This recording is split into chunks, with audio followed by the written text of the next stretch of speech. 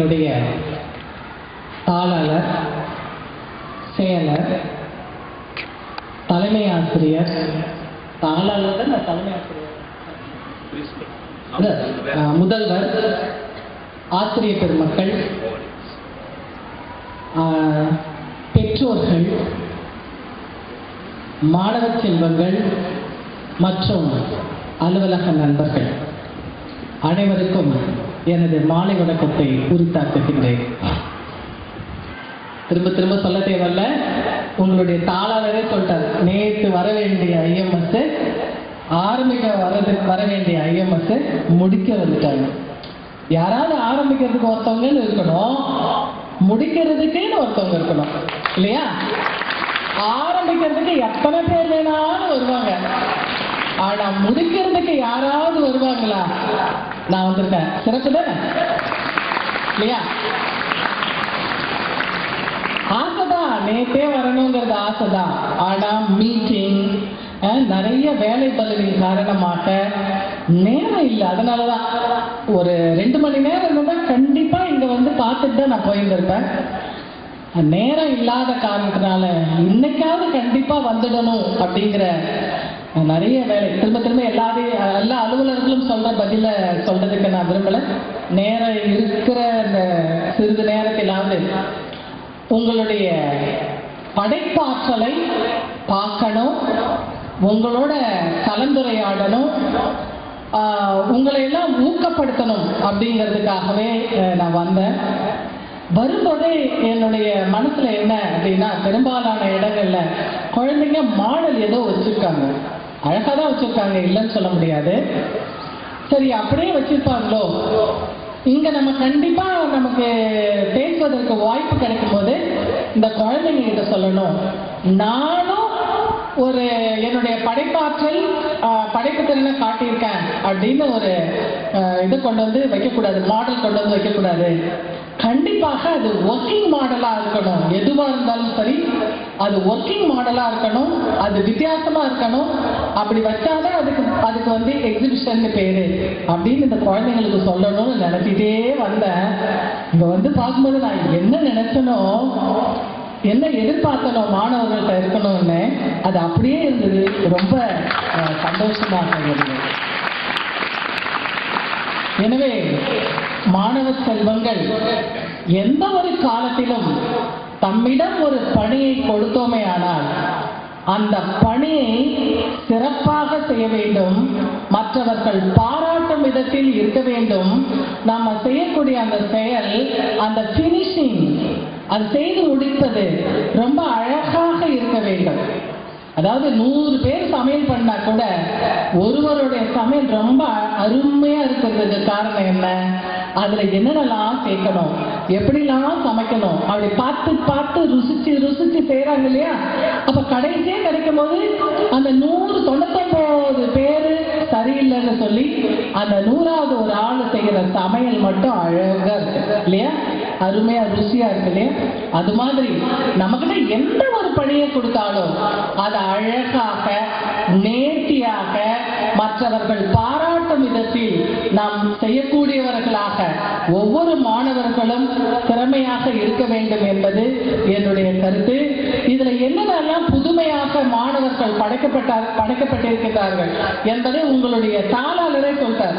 நான் திருப்பி சொல்லி அதை வந்து நேரத்தை வீணாக்க வேண்டாம். ஏன்னா எல்லாரும் எப்ப வீட்டுக்கு அனுப்புவாங்க, போலாம் அப்படின்னு நினைச்சிட்டு இருக்கீங்க. ஏன்னா நாளைக்கு வேற முழு நாள் வேலை நாள், நீங்கள் வந்து பள்ளிக்கு வரணும். அதனால நான் சுருக்கமா நான் வந்து சொல்லிக்க விரும்புறேன். மாணவர்கள் வந்து எந்த ஒரு வேலையாக இருந்தாலும் அல்லது படிப்பாக இருக்கட்டும், படைப்பாற்றலாக இருக்கட்டும், எந்த ஒன்றாக இருந்தாலும் நாம் ஒரு இலக்கை அமைத்துக் கொள்ள வேண்டும். அந்த இலக்கை நாம் நோக்கி பயணம் செய்யும் பொழுது நம்மளிடம் கவனச்சிதறல் இருக்கக்கூடாது. அந்த இலக்கை நோக்கியே பயணப்பட்டு இறுதி வரை சாதிக்கும் வரை அந்த இலக்கை நோக்கி செல்ல வேண்டும். அதற்கு ஒரு சின்ன ஒரு கதை சொல்றேன், மகாபாரதத்துல இருந்து. இது வந்து நான் ஒவ்வொரு குழந்தைகளுக்கும் ஒவ்வொரு இடத்துலையும் சொன்ன ஒரு கருத்து தான். இதை உங்களுக்கும் சொல்ல நான் விரும்புகின்றேன். என்ன அப்படின்னா, மகாபாரதத்துல குரு யாருன்னா துரோணாச்சாரியார். அவரிடத்தில் பாண்டவர்கள் 5 கௌரவர்கள் 100 பேரும் கல்வி பயின்றார்கள். அவர்களுக்கெல்லாம் இந்த 105 பேருக்கும் யாரு குருன்னா துரோணாச்சாரியார் தான். அப்ப அவங்களுக்கு நிறைய அப்பெல்லாம் வந்து யாருன்னா குரு சென்டர்ட் ஸ்கூலா இருந்தது. இப்பதான் மாணவர் சென்டர்ட் ஸ்கூலா இருக்கு. அப்பெல்லாம் குருவை நோக்கி தான் மாணவர்கள் படிப்பதற்கு செல்ல வேண்டும். குரு ஒரு இடத்துல இருப்பாரு, மாணவர்கள் எல்லாம் புறப்பட்டு அந்த குரு கிட்ட போகணும். அங்க குரு நாள் முழுக்க என்னென்ன வேலை இடுறாரோ அத்தனை வேலையும் குழந்தைங்க செய்யணும். இப்ப மாதிரி கேஸ் கிடையாது, இண்டக்ஷன் ஸ்டவ் கிடையாது. அப்பெல்லாம் விறகு வச்சு சமைக்கக்கூடிய சமையல் தான். அப்போ அந்த குருவுக்கு வீட்டு வேலையெல்லாம் செஞ்சு கொடுக்கணும். சுள்ளி பொறுக்கிட்டு வந்து தரணும், நெல் அரைச்சிட்டு வந்து தரணும், மிளகா அரைச்சிட்டு வந்து தரணும், கை கால் அமுத்தி விடணும், தலைவலிச்சா அவங்களுக்கு தலையை பிடிச்சி விடணும். இந்த மாதிரி செயல்கள்லாம் செஞ்சுட்டு எப்ப நம்ம குரு பாடம் சொல்லி தருவாரு, எப்ப நம்ம பாடம் சொல்லி தருவாரு, அவர் இட்ட வேலையெல்லாம் நம்ம கண்டிப்பா செய்யணும். செஞ்சு முடிச்சிட்டோம்னா கண்டிப்பா பாடம் சொல்லி காத்துக்கிட்டு இருந்தாங்க. பாடம் கற்பதற்காக குரு எப்ப சொல்லிக் கொடுப்பார், எப்ப சொல்லிக் கொடுப்பார். இந்த காலால இட்ட வேலையெல்லாம் தலையால செய்யக்கூடிய மாணவர்கள் இருந்தாங்க. அப்போ அந்த குரு எப்ப மனசு வைக்கிறாரோ, சொல்லிக் கொடுக்கணும்னு எப்ப மனசு வைக்கிறாரோ அப்பதான் சொல்லிக் கொடுத்தார். அது வரைக்கும் அந்த மாணவர்கள் எல்லாம் அந்த ஆசிரியர்கிட்ட போய் மழையா இருந்தாலும், வெயிலா இருந்தாலும், பகலா இருந்தாலும், ராத்திரியா இருந்தாலும் அங்கேயே காத்துட்டு இருப்பாங்க. அந்த மாதிரி காலம். அப்ப துரோணாச்சாரியார்கிட்ட இத்தனை பேரும் வந்து கல்வி பயில போறாங்க. கல்வி பயில போது எல்லாமே சொல்லி கொடுக்குறாங்க. அதோடு சேர்த்து வில்வித்தையும் சொல்லி கொடுக்குறாங்க. இதுல வில்வித்தையில அர்ஜுனன் வந்து அருமையா பண்றார். நம்ம கிளாஸ்லயே தெரியும், 40 பசங்க இருந்தாலும் அதுல ஒரே ஒரு ஸ்டூடெண்ட் மட்டும் தான் ஃபர்ஸ்ட் ரேங்க் வருவாங்க இல்லையா? அது மாதிரி அதுல அர்ஜுனன் வந்து அழகா வில்வித்தையில ரொம்ப வித்தகரா இருக்கிறாரு. எப்பயுமே நல்லா படிக்கிற குழந்தைங்க தான் ஆசிரியர்கள் ஒரு ஈடுபாடோட இருக்கிறது ஒரு சகஜமான ஒரு விஷயம். அது மாதிரி துரோணாச்சாரியாருக்கும் அர்ஜுனனுக்கு ஒரு அபரிமிதமான ஒரு அன்பு பாசம் இருக்கு. அதை மற்றவர்கள்லாம் பார்த்து கொஞ்சம் காழ்ப்புடைச்சிருக்கு. என்ன நம்ம எல்லாரும் தான் குருகிட்ட பாடம் கேட்கிறோம், அர்ஜுனன் மட்டும் என்ன, அர்ஜுனன்கிட்ட மட்டும் ஏன் வந்து நம்மளுடைய குரு வந்து இவ்வளோ அந்யோன்யமா இருக்கிறாரு, நம்ம கிட்ட எல்லாம் அர்ஜுனனை பத்தி ஏன் பெருமையா பேசுறாரு அப்படின்னு எல்லாருக்கும் ரொம்ப வருத்தமான ஒண்ணா இருந்தது. இது யாருக்கு தெரிய வருதுன்னா துரோணாச்சாரியாருக்கு தெரிய வருது. சரி, மற்ற மாணவர்கள் எல்லாம் அர்ஜுனன் மீதும் நம்ம மீதும் வந்து ஒரு வித்தியாசமான ஒரு எண்ணம் இருக்கு. இதை கண்டிப்பா மாணவர்கள் மனசுல இருந்து இந்த எண்ணத்தை வந்து நீக்கணும், அதுக்கு ஒரு டெஸ்ட் வைக்கணும் அப்படின்னு சொல்லிட்டு ஒரு டெஸ்டுக்கு மாணவர்களை ஆயத்தப்படுத்துறாரு. அந்த ஆயத்தப்படுத்தக்கூடிய அந்த நாளும் வந்தது. எந்த இடத்துல அந்த வில்வித்தையை செய்யணுமோ அந்த இடத்துக்கு எல்லோரும் வந்தார்கள். அங்க வில்வித்தை பயிற்சி அந்த தேர்வு நடக்கக்கூடிய இடம் எப்படிப்பட்டதுன்னா, ஒரு அடர்ந்த மரம். அந்த மரத்தினுடைய உள்பகுதியில கள்ளிக்கட்டையில ஒரு காக்கா பொம்மை வைக்கப்பட்டிருந்தது. அதோட டாஸ்க் என்ன அப்படின்னா, மாணவர்களை கூப்பிடுறாரு, மாணவர்களே இந்த மரத்துல இருக்கக்கூடிய கள்ளிக்கட்டையில இருக்க காக்காவினுடைய கழுத்துல வந்து நீங்க உங்களுடைய அம்பை எரிய வேண்டும் அப்படின்னு சொல்லிட்டார். சொன்ன உடனே எல்லாரும் சரி நான் வரேன் நீ வரேன்னு வராங்க. ஒவ்வொருத்தரா வாங்க, ஒவ்வொருத்தவங்களா வந்து அந்த காக்கா கழுத்துல உங்களுடைய அம்பை கரெக்டா எய்ம் பண்ணி எய்ங்க அப்படிங்கிறாரு. ஒருத்தவங்களா வந்து வில்லும் அம்பும் வச்சுட்டு நிக்கிறாங்க. அப்ப துரோணாச்சாரியார் கேட்கிறாரு ஒவ்வொருத்தவங்களையா, எப்பா நீ இப்ப எய்ய போற, உனக்கு என்ன தெரியுது அப்படின்னு சொல்லி கேட்கிறாங்க. என்ன தெரியுது எனக்கு? என்ன, இந்த மரத்துல இருக்கக்கூடிய கிளைகள் தெரிகிறது, இலை தெரிகிறது, அதுல இருக்க பழம் தெரிகிறது, காய் தெரிகிறது, அந்த கள்ளி கட்டை தெரிகிறது, அதுல இருக்க காக்கா தெரியுதுங்க. சரிப்பா நீ அப்படி எட்ட வந்துரு அப்படின்ற. இது மாதிரி 104 பேரையும் எட்ட வந்துடுங்கிற. கடைசியா யாரா இருக்கிறாரு? அர்ஜுனன். அர்ஜுனா வா அப்படின்றார். நீ எய்ம் பண்ணுங்கிறார். உனக்கு என்ன தெரியுது அப்படின்னு கேட்கிறார். ஐயா எனக்கு இந்த மரத்துல கள்ளிக்கட்டையில இருக்க காக்காவுடைய கழுத்து மட்டும்தாயா தெரியுது அப்படின்னு சொல்றாரு. அப்ப கேட்குறீங்க உனக்கு இலை தெரியலையா? எனக்கு எதுவுமே தெரியல, அந்த கள்ளிக்கட்டையில இருக்கக்கூடிய காக்காவினுடைய கழுத்து மட்டும்தான் தெரியுது தெரியுது அப்படின்றார். சரி அர்ஜுனா ஏய் உன்னுடைய அம்பை அப்படிங்கிறான். கரெக்டா அவன் அந்த கள்ளிக்கட்டையில இருக்க காக்கா கழுத்துல என்ன செஞ்சிடறான், அம்பை எய்திடறான். இதுல இருந்து என்ன தெரியுது, என்ன தெரியுது? ஒண்ணுமே தெரியலையா? எங்க மரத்தையும் காணும், கள்ளிக்கட்டையும் காக்காவும் காணும், என்ன தெரியுதுன்னா நான் என்ன சொல்றது? சொன்ன கதையில இருந்து என்ன தெரியுது அப்படின்னா, நான் என்ன சொல்லுமா, அதாவது நமக்கு என்ன ஒரு டாஸ்க் கொடுக்கப்படுகிறதோ, நாம எந்த இலக்கை அடைய வேண்டும் என்று நாம் நினைக்கின்றோமோ அந்த இலக்கை தவிர சுற்றி எதுவுமே நமக்கு தெரியக்கூடாது. ஒவ்வொருவரும் ஒரு இலக்கை அடைவதற்கு நிறைய இடையூறுகள் வரும்.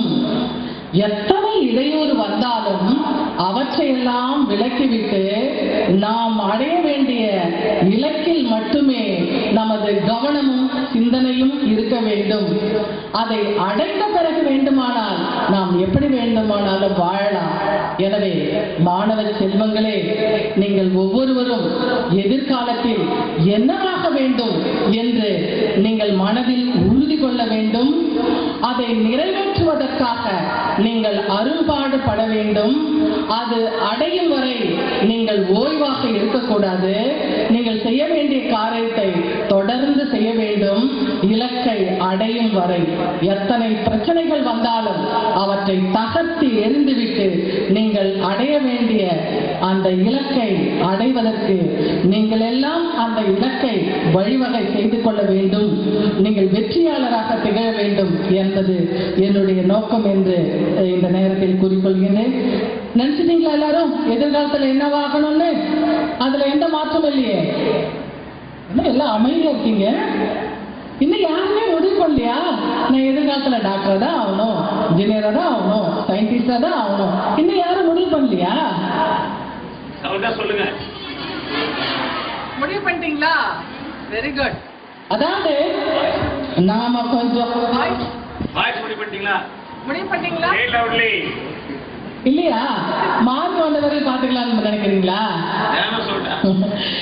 இலக்குன்னு ஒண்ணு நிர்ணயிச்சுட்டாதான் நல்லா படிக்க முடியும். நல்லா படிச்சாதான் நல்ல மார்க் வாங்க முடியும். நல்ல மார்க் வாங்கினாதான் நம்ம என்ன நினைச்சோமோ அதை சாதிக்க முடியும். பிளானிங் ரொம்ப ரொம்ப அவசியம். அருமையான ஒரு அறிவியல் விஞ்ஞானி தாமஸ் ஆல்வா எடிசனை பற்றி இந்த நேரத்தில் சொல்லாமல் இருக்க முடியாது.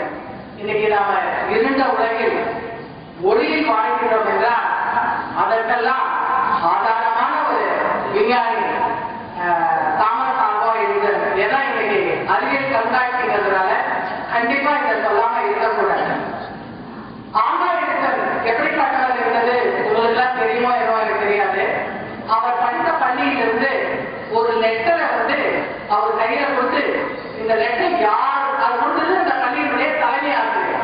இந்த லெட்டர் வேற யாருமே படிக்கக்கூடாது, நேரா உங்க அம்மாட்ட கொண்ட கொடுக்கணும், அவங்க தான் படிக்கணும் அப்படின்னு சொல்லிட்டாங்க. அவங்க குடும்பத்துல 8 குழந்தைகள். கடைசி குழந்தை தாமஸ் ஆல்வா எடிசன், அவங்க அம்மா டீச்சர். இதை கொண்டு போய் அவங்க அம்மாட்ட கொடுக்குறாரு அந்த லெட்டரை. அவங்க அம்மாவும் வாங்கி படிக்கிறாங்க. படிக்கும் போதே அப்படியே அழுகுறாங்க. கண்ணுல தாவத்தாரையா தண்ணி ஓடுது. அவரு சின்ன பையன். அவர் கேட்கிறாரு, அம்மா ஏன் அழுறீங்க அப்படின்னு சொல்லி கேட்கிறாரு. அவர் சொல்றாரு, அப்பா உங்க பள்ளியில இருக்கக்கூடிய தலைமை ஆசிரியர் கொடுத்த இந்த கடிதத்துல உன்னுடைய பையன் பேரறிவாளன், எமது பள்ளியோ சிறிய பள்ளி, உமது பிள்ளைக்குரிய அறிவுக்குரிய திறன் படைத்த ஆசிரியர் சொல்லிக் கொடுக்கும் அளவிற்கு எமது பள்ளியில் இல்லை. எனவே உன்னுடைய குழந்தைக்கு நீங்களே பாடம் சொல்லிக் கொடுங்கள் அப்படின்னு சொல்லி எழுதியிருக்காரப்பா. நீ ஒரு பெரிய பேரறிவாளர் அப்படின்னு சொல்லியிருக்காரு அப்படின்னு சொல்லிட்டு அவங்க அழுவாங்க. உடனே அவர் போயிடுவாரு. அந்த லெட்டர் மடிச்சு வச்சிருவாங்க. அன்னையில இருந்து அவங்க அம்மா தான் அந்த குழந்தைக்கு பாடம் சொல்லி கொடுப்பாங்க. அப்போ அவருடைய மனசுல அந்த இளம் பருவத்திலேயே என்ன தோன்றிச்சு, நான் பேரறிவாளர், நம்மளுடைய தலைமை ஆசிரியர் சொல்லிட்டாரு, நம்ம அம்மா சொல்லிட்டாங்க. அந்த வார்த்தையை கெட்டியா பிடிச்சிருந்தா எதிர்காலத்துல ஒரு பெரிய சயின்டிஸ்டா மாறிடுறாரு. சயின்டிஸ்ட் என்ற பட்டம் வாங்குறாரு. அந்த அந்த குறுகிய காலத்துல அவங்க அம்மா தவறிடுறாங்க, இறந்து போயிடுறாங்க. இறந்து போன பிறகு ஒரு நாள் அவங்க அம்மாவுடைய அந்த பெட்டி அந்த ரூம் எல்லாம் அரேஞ்ச் பண்ண போன சமயத்துல அப்போ இவர் 8ஆம் வகுப்போ 8 வயசோ என்னவோ அந்த லெட்டர் கொடுத்த அந்த லெட்டரை அவங்க அம்மாவுடைய அந்த பெட்டியில பாக்குறாரு. அப்பதான் அந்த லெட்டர் எடுத்து படிக்கிறாரு. இதுல என்ன இருக்கு, அந்த தலைமை ஆசிரியர் என்ன எழுதியிருக்காரு அப்படிங்கிறத படிக்கிறாரு. படிக்கும் போது அதுல என்ன இருக்கு அப்படின்னு சொன்னா, உன்னுடைய மகன் மந்த புத்தி உடையவன், எங்களால் அவருக்கு பாடம் சொல்லி தர முடியாது, எனவே பள்ளியை விட்டு வெளியேற்றுகிறோம் என்ற தகவலை உங்களுக்கு அளிக்கின்றோம் என்று அந்த கடிதத்தில் இருக்கிறது. அதை பார்த்த உடனே அவர் அழுகிறார். அப்போ ஒரே ஒரு வார்த்தை, என்னது, அந்த பாசிட்டிவ் அப்ரோச், அந்த ஒரு வார்த்தை அவங்க அம்மா சொன்ன நீ பேரறிவாளன் அப்படின்னு சொன்ன அந்த ஒரு வார்த்தையை மட்டும் அதை குடிச்சிட்டு அதை கொண்டு அவர் மேல வந்து ஒரு பெரிய சயின்டிஸ்ட் ஆகி கிட்டத்தட்ட 1600 கண்டுபிடிப்புகள் கண்டுபிடிக்கப்பட்டது, 300 கோட்பாடுகள் ஏற்கப்பட்ட ஒரு பெரிய விஞ்ஞானி, பெரிய சயின்டிஸ்ட் தாமஸ் ஆல்வா எடிசன் என்றால் யாராலும் மறுக்க முடியாத ஒன்று. எனவே மாணவ செல்வங்களே, ஆசிரியர் பெருமக்களே, பெற்றோர்களே, நீங்கள் அனைவரும் மாணவ செல்வங்கள் ஒரு நல்ல ஒரு வார்த்தை கிடைத்தால் அந்த வார்த்தையை பிடித்துக் கொண்டு மேலேறுங்கள். எந்த ஒரு ஆசிரியர் பெருமக்களும் இது படிக்காத மாணவன், இதுக்கு படிப்பே வராது, இது மஸ்ட், இதால் செய்ய முடியாது என்ற எந்த விதமான நெகட்டிவ் வேர்ட்ஸையும் பயன்படுத்தாதீர்கள். பெற்றோர்களே, உங்களுடைய குழந்தை நன்றாக படிக்கக்கூடிய குழந்தையாக இருந்தாலும் சரி, நன்றாக படிக்காத குழந்தையாக இருந்தாலும் சரி, அவர்கள் பாராட்டு வார்த்தைகளை கொண்டு அவர்களை மேலே வருவதற்கு நீங்கள் எல்லாம் உறுதுணையாக இருக்க வேண்டும். எல்லா குழந்தைகளும் இந்த மண்ணில் பிறக்கும் பொழுது நல்ல குழந்தைகளே, அவர்கள் அறிவாளியாக வருவதும் அறிவு குறைந்தவர்களாகவும் இருப்பதற்கு காரணமாக இருக்கக்கூடியவர்கள் ஆசிரியர் பெருமக்களும் பெற்றோர்களுமே. எனவே ஆசிரியர் பெருமக்களும் பெற்றோர்களும் என்றைக்குமே குழந்தைகளை பாராட்டும் வகையில் அவர்களுடைய அறிவை வளர்க்க வேண்டும், அவர்கள் மேலே வருவதற்கு உறுதுணையாக இருக்க வேண்டும்.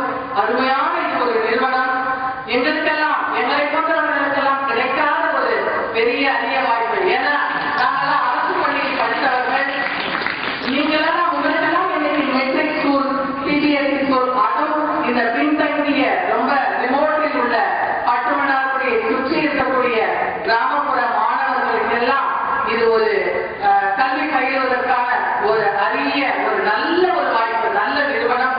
இந்த நிறுவனத்தில் படிப்பதற்கும் உங்களுடைய படிப்பு திறனை வளர்த்துக் கொள்வதற்கும் படிப்பு சாரா மற்றவர்களில் உங்களுடைய ஒவ்வொரு மாணவர்களிடத்திலும் இருக்கக்கூடிய திறனை வளர்த்துக் கொள்வதற்கும் இந்த நிறுவனம் உங்களுக்கு நல்ல உறுதுணையாக இருப்பதற்கும் உங்களுக்கு நல்ல மேடையை ஏற்படுத்தி தருவதற்கும் இந்த நிறுவனம் மாணவர்களுக்காக அருள்பாடுபட்டுக் கொண்டிருக்கிறது. இந்த வாய்ப்பை எல்லாம் மாணவ செல்வங்கள் வீணடித்திடக்கூடாது. இந்த வாய்ப்பை பயன்படுத்தி நல்ல வல்லுநர்களாக, நல்ல வேலை வாய்ப்பை பெறுபவர்களாக, திறமையானவர்களாக எதிர்காலத்தில் உருவாக வேண்டும் என்று மாணவர்களையும் இந்த நிறுவனத்தையும் வாழ்த்தி என்னால் இந்த நிறுவனம் பெருமையடைகிறது, இந்நிறுவனத்தால் நான் பெருமையடைகிறேன்